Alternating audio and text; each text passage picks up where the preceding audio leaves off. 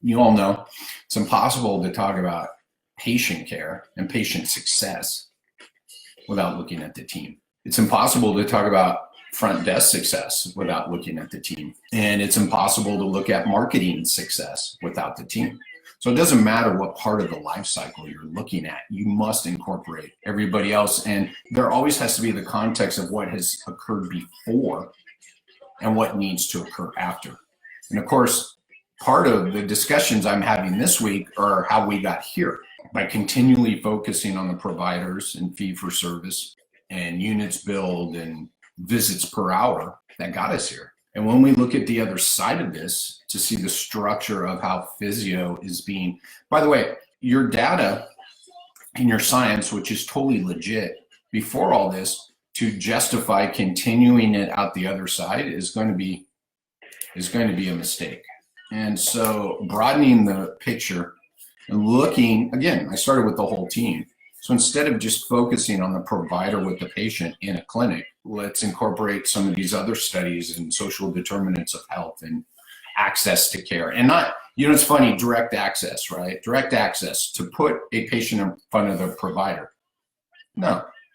How about to move it further upstream and maybe put the patient in front of a provider way earlier in their journey, way earlier before they need you at this level. I look at this model as, and I got to play this out because I've been talking a lot about this and where telehealth fits, right? There's kind of a primary, secondary, tertiary model to healthcare. And really, you guys all sitting down, physio should be about tertiary. In clinic, physio should be about tertiary. We should be able to screen a lot of what we do out before the clinic.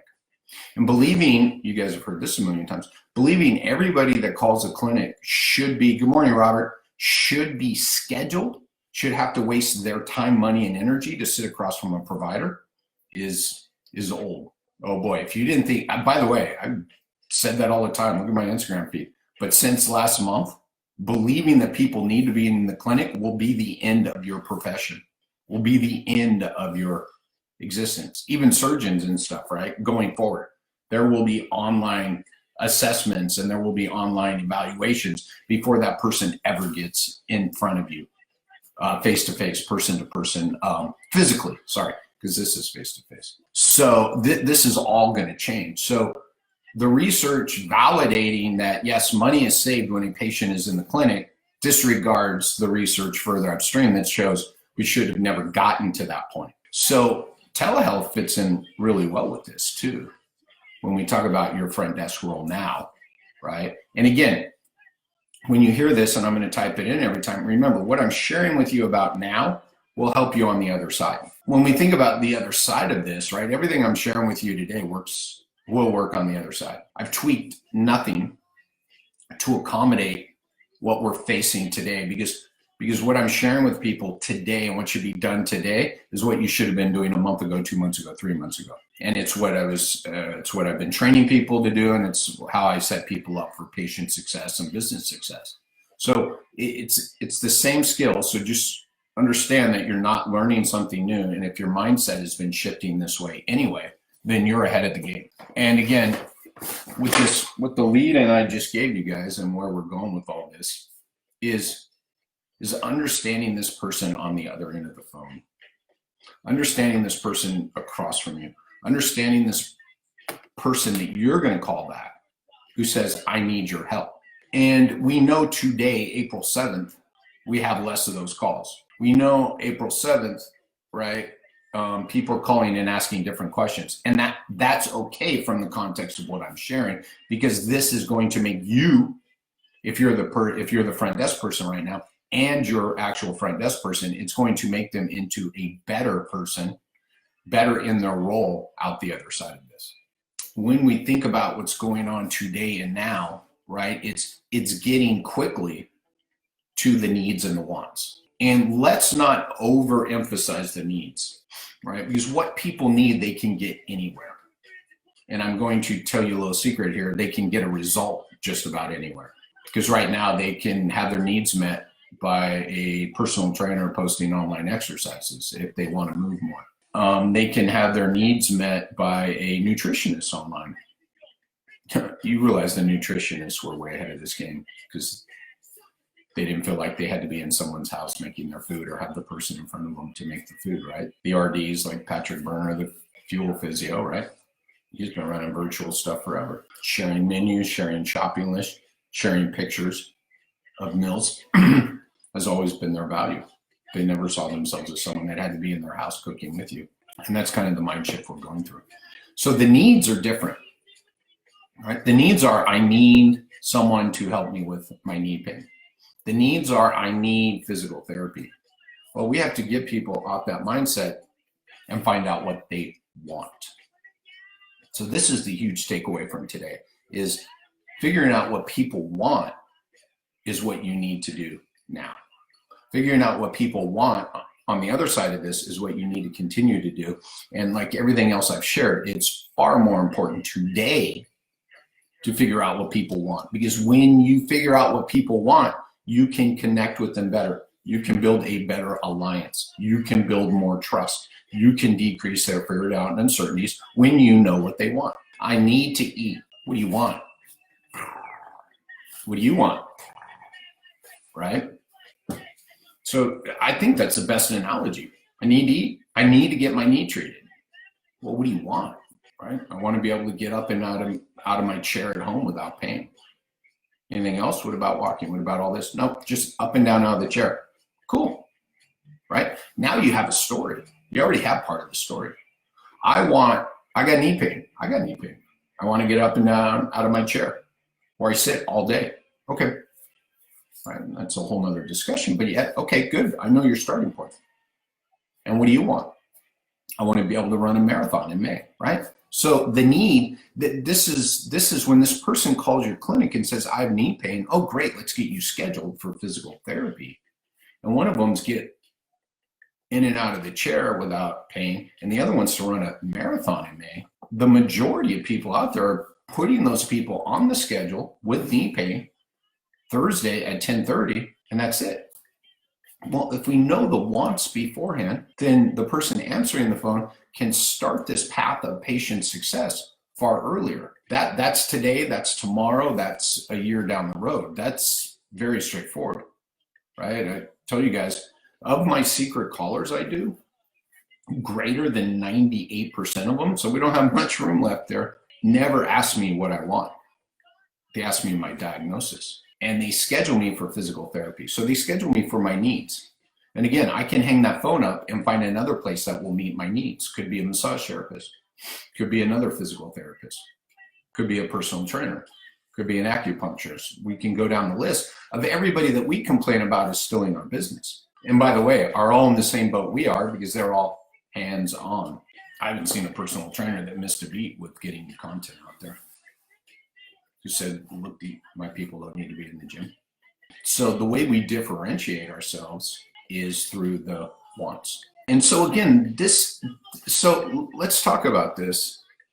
Someone calls in today, now, April 7th, 2020, right? And they say, this is what I need from you. I have some pain in my shoulder.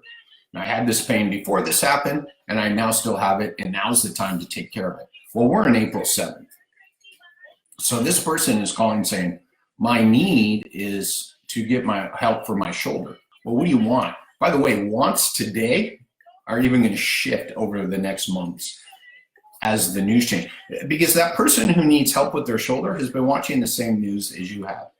They've been getting their information from the same place you have. How they process that news, I have no fucking idea. And if you think you know, you're crazier. So we've got to engage them in a conversation and get their story from them. And we've got to be ready to address these unstated fears, doubts, and uncertainties. Because the fear today, April 7th, even as we, as I said, come down the other side of this, as it appears we're getting closer, by no means am I saying we're out of it. By no means am I saying we're safe to go back to everything 100%. But what I'm saying is we're coming out of it. As we come out of it, that person that calls with shoulder pain over the next month or two has different fears than if they would have called you a month ago, 6 weeks ago.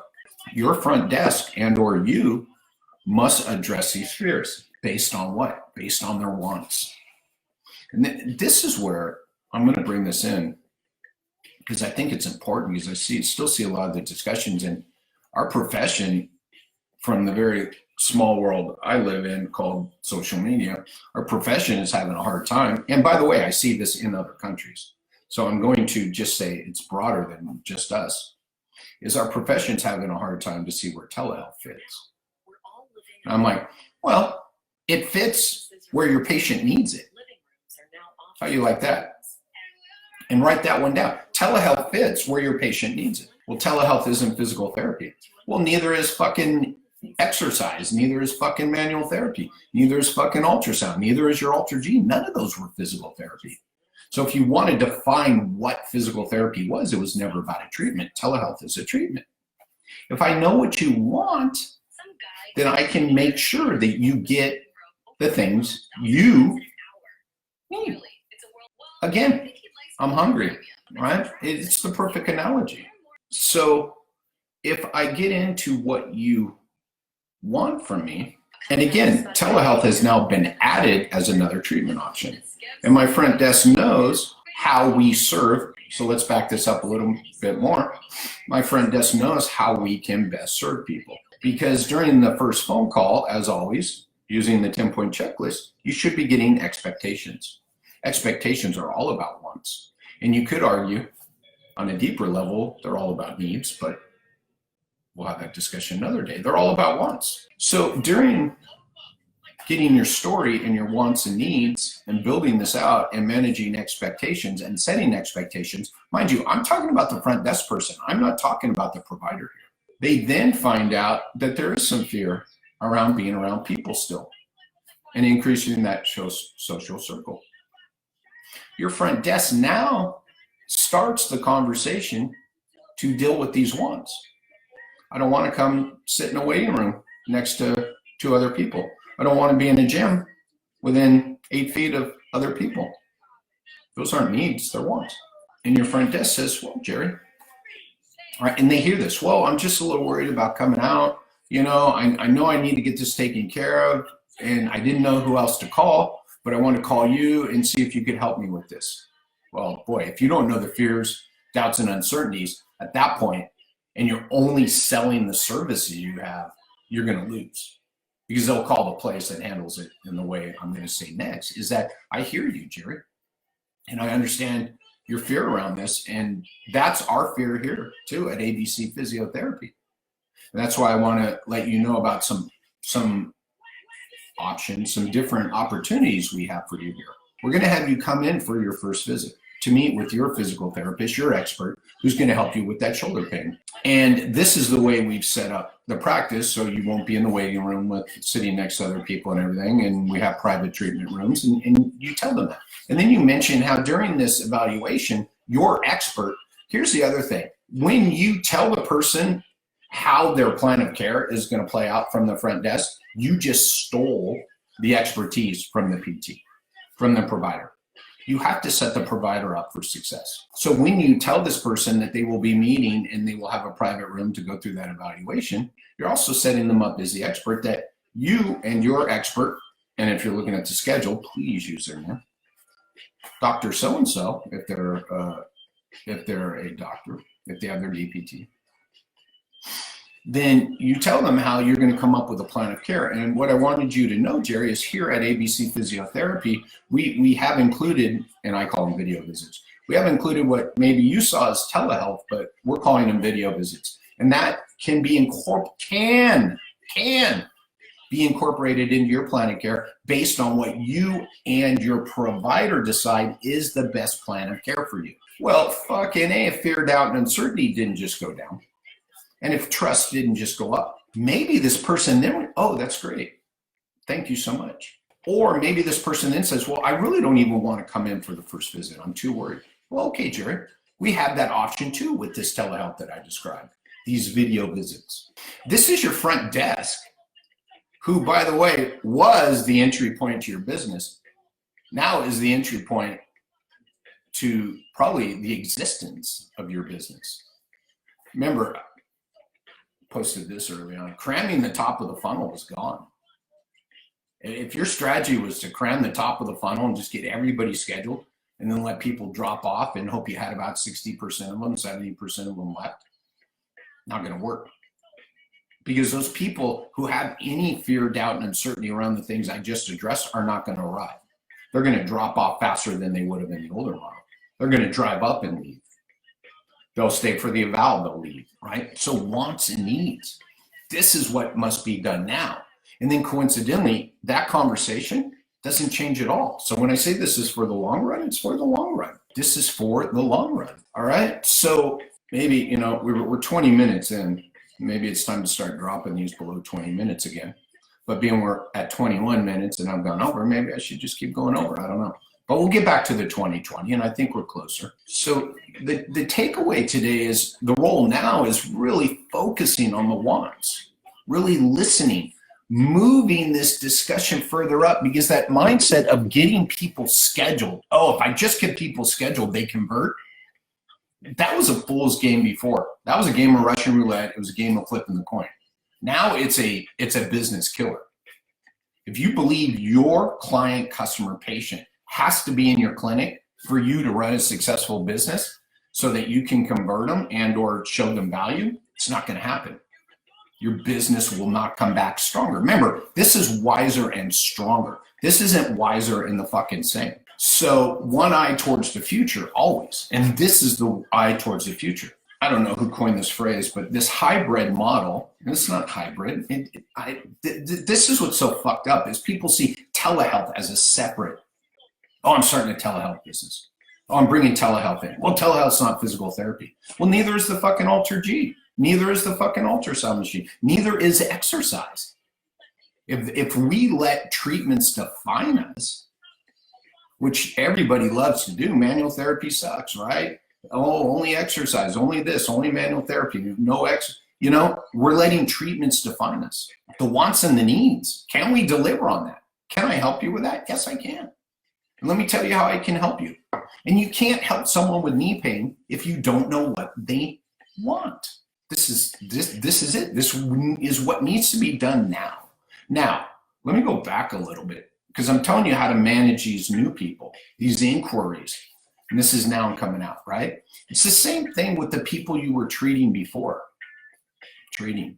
I've repeated this on every single Facebook Live. You must be on the phone with these people, seeing how they're doing, relating back to why they wanted you. How's the knee pain? No. So let's go back to those two people. Let's say you had started the person who wanted to get in and out of the chair and the person who wanted to run the marathon. And you're following up with them now because they're not coming back in the clinic and they haven't done anything else. When I call Mrs. Smith, I don't ask her how her knee pain is. So Mrs. Smith, how are you doing with getting in and out of your chair every day? You bring her exactly back to what your role was in her life. Now, you can ask her other questions, don't get me wrong, yet the relationship was built on the fact that you were helping her get in and out of the chair and maintain mobility because she lives on her own and didn't want to go into a fucking assisted living facility. And if you're only going to talk to her about her knee pain, this is the perfect example of I'll wait this out until people come back. If you were treating people for knee pain, they can get that anywhere. Why will they come back to you? If Mrs. Smith knows you understand and you call her back and talk to her about getting up in and out of the chair so she can stay out of assisted living, you don't think you're going to be on her speed dial? You don't think she has the fear, doubt, and uncertainty that we talked about? And then you're going to set her up on a hybrid or maybe start her with 2 or 3 televisits before she feels comfortable coming back in the clinic? Then we have the other person. That was Mrs. Smith. We'll call this Mrs. Jones. Mrs. Jones, right? We've gone a month now. We're almost 2 months closer to the marathon. Tell me how your exercises have been doing and have you been able to do A, B, C, and D? Right? You're going to ask her how she is. You're going to ask her how her family is. You're going to ask her how she's managing this. Does she need any help with anything else? And when it's boom, boom, boom, boom, then we're going to go straight to the chase. The wants, why she wanted you. Again, you'll be on speed dial the first visit back. Maybe you get her set up for a free telehealth assessment. Let's get on the telehealth, whatever the fuck the telehealth is. All right, let's set you up for a video visit. Let's take a look at those exercises. So again, that's the now. I just turned those supposed newer inquiries, new patients, into return patients. They get managed exactly the same. Now, mind you, when they're a new patient, that might be your front desk answering. The example I just gave you is actually, and I didn't state it, is the provider calling them back. Because again, I started this out with understanding the patient life cycle, understanding the team approach. Your provider owns the relationship once they greet them in the waiting room. And if the front desk is calling, here, you want to talk about your front desk role now? It's not to call back all your fucking current patients.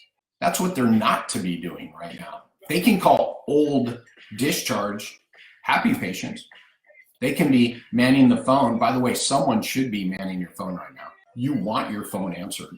Forward it to a live person. The provider needs to call back all their current patients and needs to be in touch with them regularly. The front desk calls the old patients.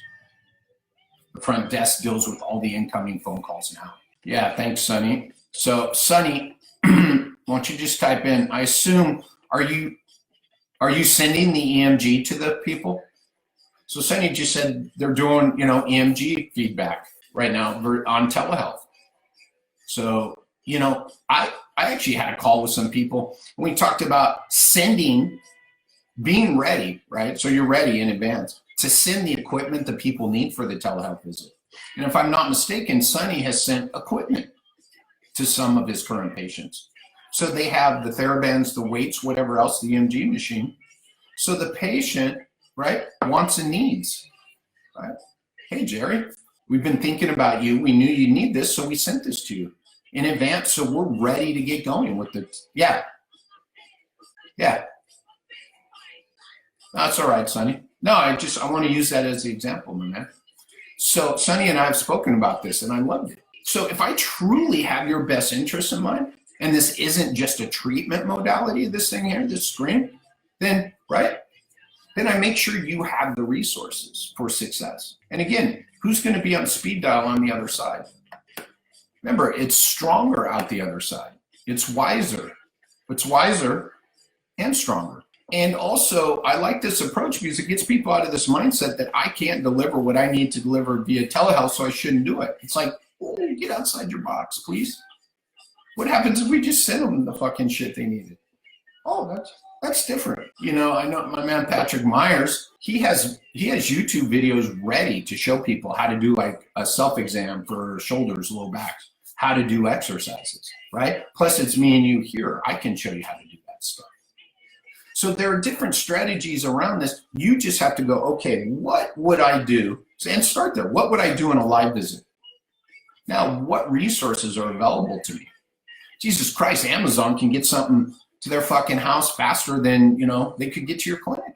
So again, I want to back this out because that's providers. That's providers owning this relationship.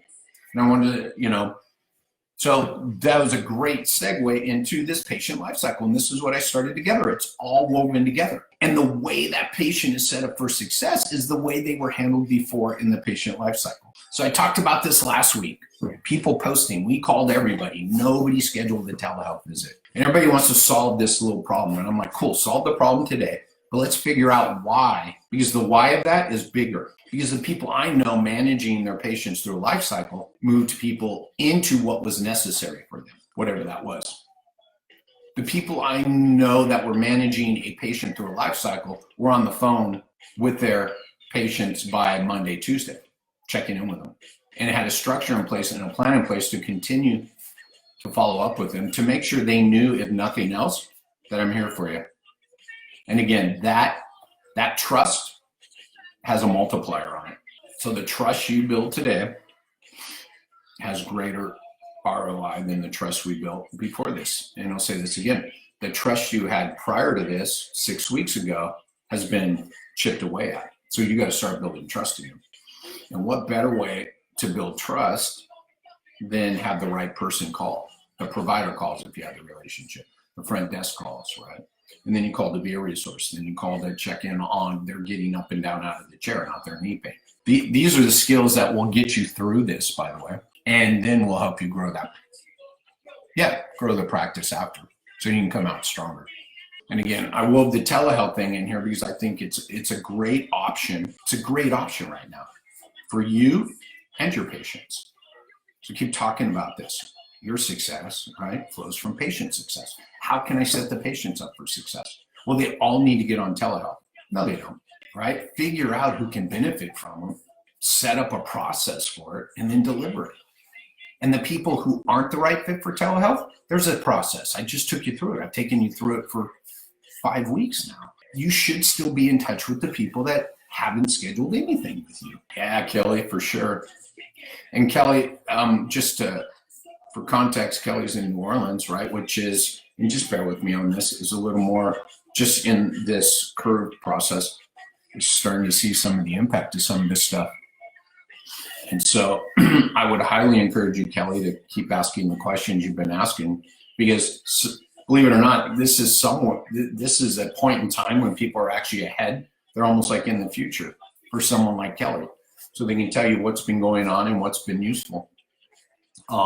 Yeah, so calling those patients, being in that process, and then staying in contact with your network, right? We connected on the in Rob Vining's group. There's a lot of good conversations in there. And I love it. You know, you go in Rob's group, PT Live Guy, I don't even know the name of the group. If you have that, Kelly, type it in, would you? I don't know the proper name of the group. Rob is not selling telehealth as the solution. Rob is selling telehealth as a solution for our client, customers, patients. It's that simple. So when you go in the group, it's not a telehealth fucking cult. It's a treatment cult. No, I'm just kidding. No, it's an approach to treatment. But the conversations are great because people are asking, how do I integrate this? How do I do this? How do I do it properly? They aren't saying I'm going full telehealth. People aren't saying I'm throwing it all away, right? All the work I've done. No. People are asking questions about how to be successful now and put the structure in place so they can come out the other side stronger. These are the important things, is how are you going to manage? I don't want to turn this into a damn telehealth fucking talk again. Yet it's so fresh in everybody's head. If you go back to the phone call I took you guys through. And again, that first part of it was the view of these two people who had knee pain who were calling and inquiring about help, right? One who wanted to get up and down out of the chair, one who wanted to run a marathon, and the way that conversation could be managed. And by the way, that conversation might be exactly the same with the marathon runner. So why should either of them choose you, right? So that's the beauty of this. It's not one or the other. It's manage everybody the same way from the beginning. How? The 10-point checklist, managing expectations, getting their story, building trust, addressing their fear, doubt, and uncertainty. If you do that, you'll be successful. And success may mean you're not going to schedule them. How do you like that? The biggest waste of your time is to put someone on the schedule who's going to drop off, who's going to drive up and turn away, who's going to show up for their eval and drop off. That's never been a great way to run business, but fuck it, this industry wasn't built around that. That's what I talk about. Cramming the top of the funnel is what I just said. Put everybody in there, and then the people that spit out the sides, your leaky funnel. By the way, go to put water in something and punch a bunch of holes in it and see how much water you have to dump in, how much flows out versus goes in the bottle. All that flowing out is you wasting people's time, money, and energy. I'll give you this. It's your wasted time, money, and energy. That's a lose-lose. So the way to manage this and the way to fill your schedule and the way to come out of this stronger is to manage it further upstream on the first phone call in your marketing. The marketing in the first phone call in my world is not even separated. Lead gen, lead conversion, it's so mashed up these days, it's hard to separate, and it shouldn't be separated, right? I'm not about cramming the top of a funnel. It's not going to work, right? Ooh, look at that. Oh, I'm so happy. 10% of the people we scheduled completed a plan of care. I'm like, wow. Or even 60% to me is not a good enough number, right? The best way to grow your business and come out stronger is retention. Retention isn't overscheduling and overutilizing. Retention is putting people on the schedule who know that you have their best interests in mind and that you understand their wants and their needs and that you can deliver on that. So what do? They arrive, they pay, they stay through their plan of care, which could include telehealth, like I just went through. and they pay their bill. Or sorry, and I already said it. They arrive, they pay, they stay, which is complete a plan of care, and then they tell their friends about you. And boy, if you don't think people are talking right now, all they do. I call my mom, she's always on the phone with someone else. Social media, everybody's sharing all kinds of stuff. Now's the time to build the relationships. This is how to run a successful business. And the same rules apply. And yes, there's a lot of fear, doubt, and uncertainty in your world right now. And will my fucking business exist? I get it. I get it. And what you got to do is, as you're as you're bobbing in the water and someone throws you the life preserver, right? Grab the life preserver, catch your breath back, and figure out how you're going to get to shore. And that's what we're talking about. Tap into everybody. Make sure everybody understands that it's about them. Make sure that they understand that you have the resources to build trust and decrease their fear, doubt, and uncertainty without directly saying that. Again, I started this with, we talk about the front desk, but it's impossible not to talk about the patient life cycle, which we digress to, but I don't call it a digression because you need to. It's a team approach. And if you are the team right now, you have to think of yourself as a team. When you're on the phone, you're the front desk person. What can you do to make sure that to set you, the provider, up for success when this person arrives? I just told you, deal with their wants, not their needs. And then what do you have to deliver once they arrive? You still have to set yourself up as the expert, even if you're the phone call. Oh, hi, I'm actually the owner, Dr. Jerry Durham. That's not good enough. That's not good enough. You got to get in and get their story and manage and set expectations like your front desk will do. You've got to figure out their wants. Yes.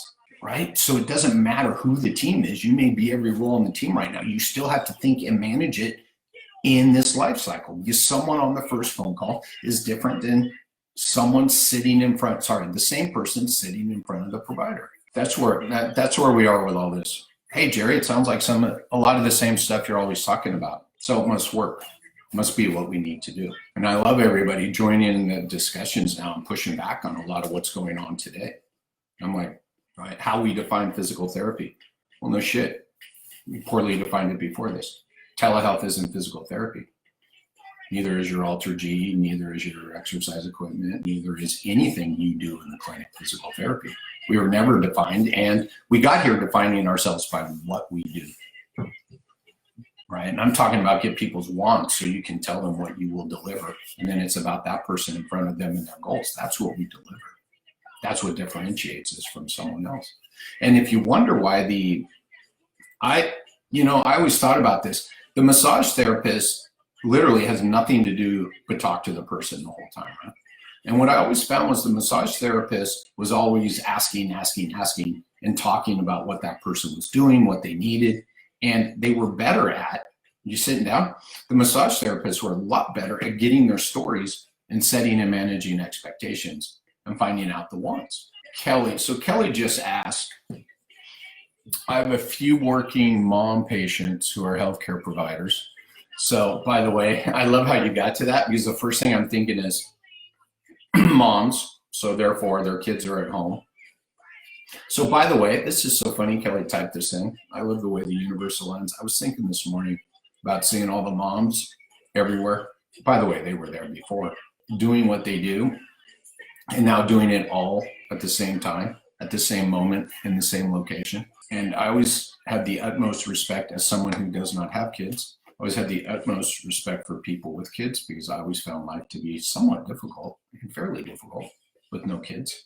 And I always thought we throw this little person in who now depends on you. And now that right now we're seeing the true superpowers of the moms. And it's funny, I know the dads are doing it, yet, I see what I see in my world is more the moms doing it. So also healthcare providers who are overwhelmed with everything. You know what I would do? And have let PT drop off where they triage. Yeah. The most powerful thing you can do right now, Kelly, is reach out to them and say, acknowledge. So there's an acknowledgement that needs to happen first. So Kelly, if you reach out to these people, and I'm going to make up names. Hey, Lisa, this is Kelly. I know these are crazy times, and I know you're still working. I know you got the kids at home. I know you're homeschooling. I know you've got the worry of everything else on top of that. I'm here to see how you're doing. And then this next important thing is the most important thing you can do, because I'm finding people are having difficulty with this next step. So pay attention, everyone. So Kelly, I just brought this whole context around you on the other phone, which I assume, Kelly, you will genuinely bring from your heart because you care about them as moms, as healthcare providers, and all of it. And then you say, how are you doing? The next step is to shut the fuck up and listen, because I'm finding many people have difficulty with that. The gold is not the question. The gold is what happens next. And I'm not saying that to you personally, Kelly. I'm saying that to everybody, because I've had this happen a few times. And people are asking, how are you doing? And they really don't want to fucking know. And I'm like, if you ask how you're doing today, you better be prepared to listen. So you ask them, how are you doing? And let them go, because man, if a mom said I'm doing fine, I'd be like, come on. How's it? And then I'd be more specific. How's the work and the home life connecting? By the way, I'd want to know this as a dude without kids. I'd want to know, how's this all coming together for you? How are you managing this? Because however the hell you're managing this, I need to know for my personal life, because you are the fucking rock. This is what I'm thinking, because you're the fucking rock star. You're the project manager. You're in the business world. You're everything that everybody's looking for. So then you get through that. And by the way, Kelly, you may get to the end of that. And you're like, well, how can I be a resource to you? How can I help you? How about, do you need me to send a grocery order over? Do you need me to run to the grocery store for you? Do you need me to do something that ... is not related to any of the reasons why we started this relationship, which is maybe knee pain, shoulder pain, neck pain, whatever it is? That's the number one first step. And then you need to be okay, Kelly, hanging the phone up and going, wow. And not talking about PT or diagnosis or anything. I'm now going to speak to the broader world. If you're not okay hanging up the phone without pitching them, then probably don't call them at all. Do not waste their time. A mom who's still working, who's got kids at home, if you're calling to let them know that you're here for a telehealth visit and that's your first contact with them, please don't call them. Don't bother them. You are so far down the priority list. But Kelly just moved up the priority list. And Kelly may deliver something. She may send a gift card for a local restaurant. She may know this person well enough and she just sends food to the house. And I'm not saying you got to spend your own money. I'm just saying this is the realms of possibility. Kelly may have resources for this mom that this mom didn't know existed. And then Kelly shares these resources and says, well, you know what, Becky? Because you said, Mom, you know what, Becky? I'm going to follow back up with you in about 5 days. Would that be okay with you? Yeah. And now maybe Becky is getting some emails from you, maybe not. But on the next call, you're going to start it the same way. And then I would probably say something about, if she hasn't brought it up, some of the things you were helping her with. Well, Becky, I know you're working. I know you're managing the kids. I know your husband tries to be helpful, but God bless them, right? They're kind of useless when they're just sitting around sometimes. So, Becky, I'm wondering how that back pain is doing in the middle of all this. And you may do that on the first call, right? This isn't scripted. It's a template. It's a process. You may do that on the first call. But on that first call, if you're going to be genuine and you're checking in on people and seeing how their life is, and you said triage, Kelly, then you have to be prepared not to talk about anything other than what they want to talk about. Then you ask permission to follow up, and they say yes, and then you follow up. And then you say, how's all that stuff going? Right? And now they're like, you know what, we're getting, it's been another week. Right. By the way, if you were homeschooling me, I'd have a lot of math problems. They might talk about their kid with the math problems, but then you bring the low back pain up. How can I help you with that? And now maybe it's the time to then probably to say, well, we have some options if you want to, right? If you want to fill a 15-minute, 20-minute gap for us to deal with this little part of your world that I can help you with, let's schedule this video visit. Because you've got all these other bigger priorities, and I don't want your low back pain to become a bigger priority and impede on this other stuff that obviously is important, more important, is most important in your life.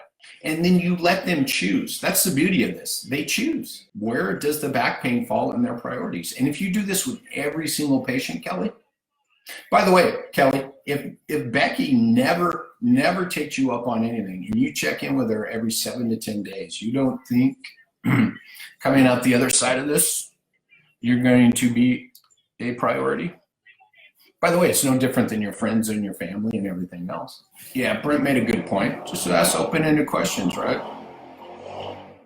You know, and again, the first one is, how can I help you, right? Like we said. And then you want to, just for clarification, you know, you do want to get down, well, you know, I know we know each other, Becky, because of the, you know, you coming in with the low back pain. And again, you want to reference the what's, the wants, the wants, the wants. Don't just talk about low back pain. Because I know you were talking about low back pain with your work, and now you're working harder and there's more stress and you less sleep and everything. So can I share with you some information on sleep and stress? And I know, you know, this may be late. Maybe that's not even the best stuff for you. You know, do you want to jump on a video call and look at some of this stuff? Just make this authentic connection and be prepared to hang up and go, wow, I'm glad we had this call. Click. And you'll go, man, they didn't schedule. Man, they didn't hear about telehealth. Man, they didn't ask me for help. So fucking what? I've said this a million times. Everybody canceled them 3 weeks ago. The dentist, the hairdresser, the primary care doc, the eye doctor, the endocrinologist, the dermatologist, the surgeon, everybody has canceled them. Who called them back? You know who called me back?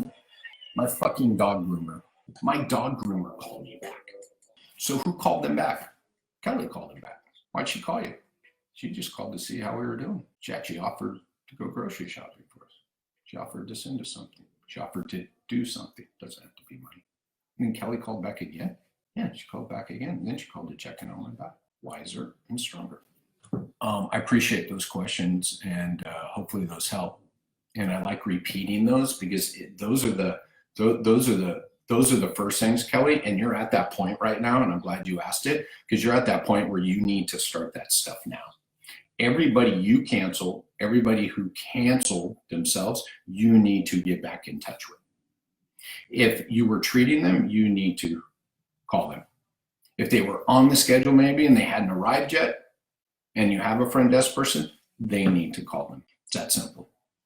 And then, again, all the stuff we started about, it's got to be about the wants, and you have to address the wants on these phone calls. And you have to talk about them and how this option is for them and how this new treatment approach, telehealth, is for them. That will build trust and decrease fear, doubt, and uncertainty. This went longer than 20 minutes, but I think there's a shitload of value in this. And like I said, I'm going to finish how I started. We cannot talk about one part of the team without talking about the whole team. And that's what we did here. We talked about the front desk role. We talked about the provider role. Then we talked about the front desk role and the provider role for new patients, for current patients. By the way, let's go back to real quick. You know, that new patient calling, it may be more important to get your provider involved earlier in the process after this, as we come out of this, to talk to this person, to explain a video visit with them. Don't leave it to your front desk to explain treatment, right? Treatment. Telehealth is a treatment, right? Let the provider, let the expert set up. There's this whole phase 2, first contact to customer arrival, client arrival. It's phase 2. In that phase 2, you may need to build in more time to have the provider connect with the potential new patient. By the way, via the telehealth, via the video, to build trust so that the provider can share with them how this treatment technique works. You don't have your front desk explaining manual therapy or exercise and all that stuff. So why have them describe telehealth? This is really, really, really important for those of you who stuck around this long and are going to watch this. It's really important to understand, again, where they are in the life cycle and to empower your front desk people to what? Create patient success, to put a patient on the schedule who will be successful with what? The provider success. A new patient gets handled very differently than a current patient and gets handled by different people. Every other industry on the face of the earth, figured that out. Healthcare is, dude, today, yesterday, people arguing about the current, physical therapy. And it's like, we got enough just over the last 3 weeks to show what physical therapy isn't. And it's not about treatment. And the current model of physical therapy to say, well, everybody shifted over to the front lines is complete and utter bullshit. Many people have, but that's not a solution. Wait around for a pandemic to show our worth. I think it's more about looking at all the people that were let go. And yes, many are still serving on the front. Why did places with multiple clinic sites close down the whole kit and caboodle? Because they only existed in a in-clinic model. Maybe that's not the best model. Maybe it wasn't the best model. Maybe you needed that little tip, that little nudge, that little tap called a virus to wake us up to healthcare cannot return to its old model. So if you want to argue about being manual therapists, if you want to argue that I got to get my hands on people, and by the way, I've seen a lot of open conversations about this, a lot of good conversations around this, yet it's still getting so much pushback. And big names, people saying can't do this. It's like, you know what? You have the responsibility to look at the future, not the past.